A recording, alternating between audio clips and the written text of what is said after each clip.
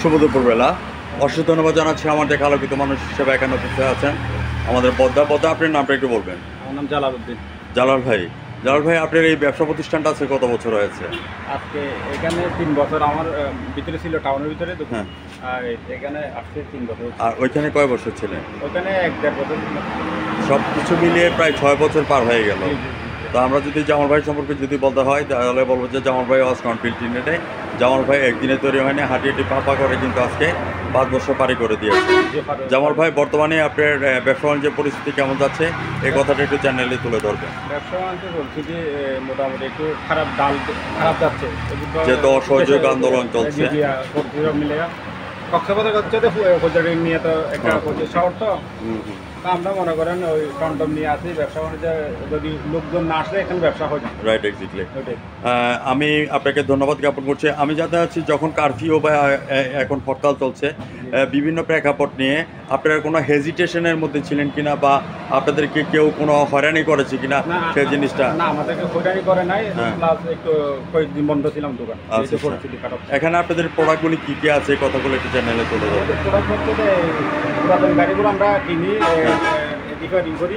হ্যাঁ। ওই আবার ওটা নতুন করে আবার বিক্রি করা হয় আর কি। হ্যাঁ, আপনারা যখন পুরাতন গাড়িগুলি যখন কিনেন, এটার মানে সত্যতা থাকে কতটুকু?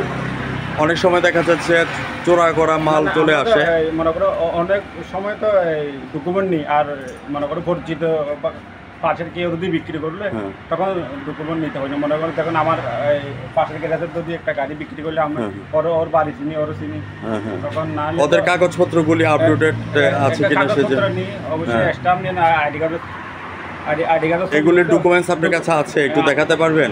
ডকুমেন্ট ওই আমার ওই শোরুমে ওইটা বন্ধ ব্যাটারির দোকান। আচ্ছা, তো সেই ক্ষেত্রে আমি আপনার কাছে এই ক্ষেত্রে আমি আপনার কাছে জানতে চাচ্ছি যে বিআরটি থেকে আপনারা এগুলিকে কিভাবে প্রসেসিং করে চলে আসে? এটা এখনো বিআরটি সিস্টেম নাই। এটা হচ্ছে শোরুম থেকে ওরা একটা শোরুমের কাগজ দেয়। একটা গাড়ি আপনারা কত করে কিনেন? নতুন গাড়ি এখন 2.5 লাখ মতো বড়গুলো, আর ওই মনে করো আমরা সেকেন্ড নিই 70,000, 80,000, 1 লাখ এরকম। এগুলি তারপর আপনারা সেল করেন এগুলি কত করে?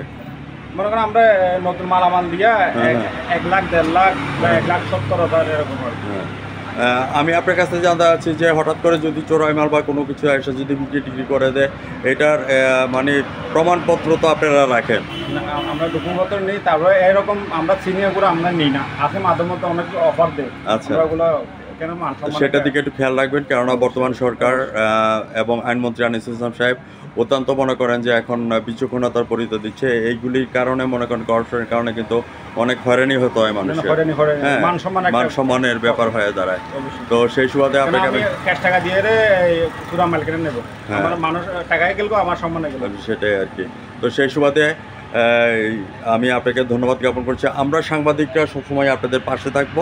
সাংবাদিক হচ্ছে জাতির বিবেক এবং জাতির দর্পণ। তো সেই সুবাদে আমি বলবো, থাকবো না কেউ বদ্ধ করে, দেখবে আবার জগৎটাকে কেমন করে ঘুরছে মানুষ যুগান্তরের ঘূর্ণিপাকে। স্বামী একটা সিমি ম্যাডাম, আপনাকে ধন্যবাদ জ্ঞাপন করছি। এখানে যে সমস্ত প্রোডাক্টগুলি আছে এটার সত্যতা ওনার কাছে আছে।